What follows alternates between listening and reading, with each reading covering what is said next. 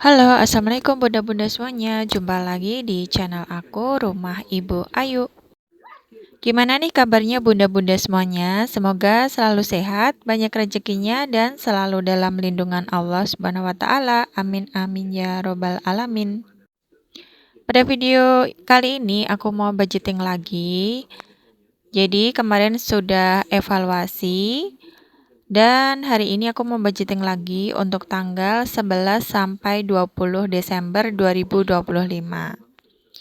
Jadi kalau bunda-bunda baru klik videoku yang ini, aku budgetingnya itu 1 bulan 3 kali. Kenapa 3 kali? Karena gajiannya setiap 10 hari sekali. Jadi gajiannya tiap tanggal 1, kemudian tanggal 10 dan tanggal 31 akhir bulan ya. Jadi untuk budgetingnya sebulan ada 3 kali, evaluasinya pun sebulan ada 3 kali.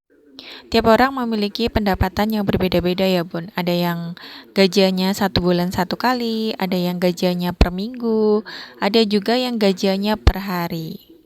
Nah kalau aku sendiri ini gajiannya per 10 hari sekali. Karena ini requestan dari aku sendiri, jadi Pak suami pekerjaannya ini adalah buka usaha sendiri ya bun. Jadi kalau pendapatan suami itu setiap hari, cuman aku gajiannya mintanya 10 hari sekali. Di sini mohon maaf sekali untuk pendapatannya setiap 10 hari, aku nggak spill berapa banyaknya. Cuman di sini yang aku share adalah caranya bagaimana mengatur pos-pos keuangan. Jadi kalau setelah gajian itu jangan sampai kita langsung dibuat belanja semua, tapi kita pos-poskan dulu aja supaya enggak kebablasan. Nah ini fungsinya dari budgeting ya bun, supaya kita bisa mengontrol keuangan itu lebih baik dan lebih teratur, supaya nanti di akhir bulan itu kita bisa tetap punya uang terus, jadi enggak boncos di tengah bulan. Nah, di sini aku tulis budgeting tanggal 11 sampai 20 Desember 2025 dan aku bagi dalam beberapa pos. Di sini untuk belanja bulanan, belanja harian, kemudian susu anak, uang saku anak, ada les renang juga, kemudian untuk ortu, transport, dan biaya tidak terduga. Untuk belanja bulanan sendiri, tiap 10 hari sekali, aku targetkan Rp300.000.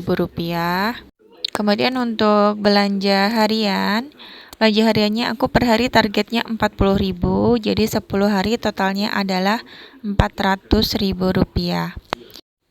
Untuk kondisinya di sini bunda-bunda yang belum tahu, aku ada 3 anak. Jadi anakku yang pertama umur 12 tahun, kemudian ada anak nomor 2 umur 7 tahun dan anak ketiga umur 4 tahun setengah.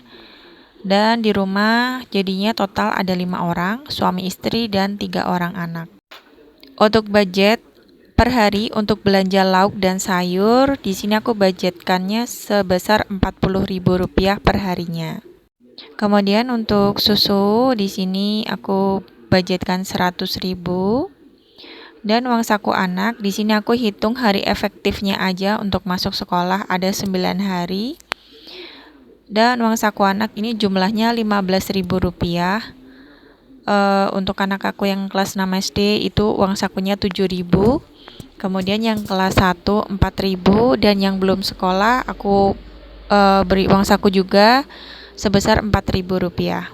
Jadi total uang saku anak-anak Rp15.000 dikali 9 hari, totalnya adalah Rp135.000. Kalau bunda-bunda sendiri berapa nih uang saku untuk anak-anak? Bisa dong share di kolom komentar. Untuk uang jajan anak memang nggak terlalu banyak ya bun, karena di sini anak-anak kalau pagi sudah pasti sarapan, kemudian kalau di sekolahan pun sudah dapat MBG, dan seringkali kalau anakku yang pertama yang uang sakunya 7.000 itu biasanya sering sisa, kadang 3.000, 4.000, kadang justru malah masih utuh Rp7.000. Karena kenyang ya bun, karena pagi sudah makan, dapat MBG, kemudian pulang sekolah juga makan lagi di rumah. Jadi menurut aku uang saku 7.000 dan uang saku anak kelas 1 4.000 itu cukup lah ya buat anak-anak SD. Kalau menurut bunda-bunda gimana nih? Berapa uang saku yang pas untuk anak-anak SD? Bisa tulis di kolom komentar ya. Nah, ini lanjut ke videonya ya, Bun. Jadi di sini aku pakai dompet disiplin keuangan. Aku beli yang murah aja, Bun. Ini harganya cuma 26.000 aja. Dompetnya bentuknya seperti ini.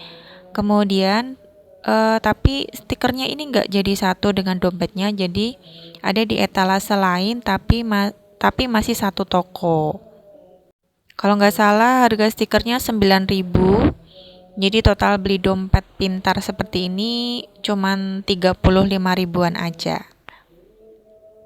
Dompet pintar ini membantu banget ya Bun untuk mengatur keuangan keluarga. Jadi bisa dipos-poskan sesuai pos yang diinginkan seperti belanja bulanan, belanja harian, kemudian ada uang saku anak, ada sedekah, biaya tidak terduga, transportasi, dan lainnya.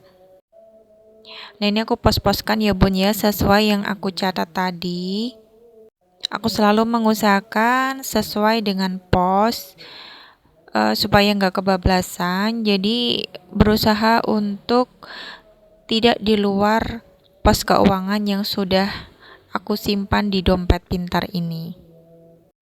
Kalau seandainya ada biaya lain yang di luar pos keuangan ini, biasanya aku pakai biaya tidak terduga ya Bun.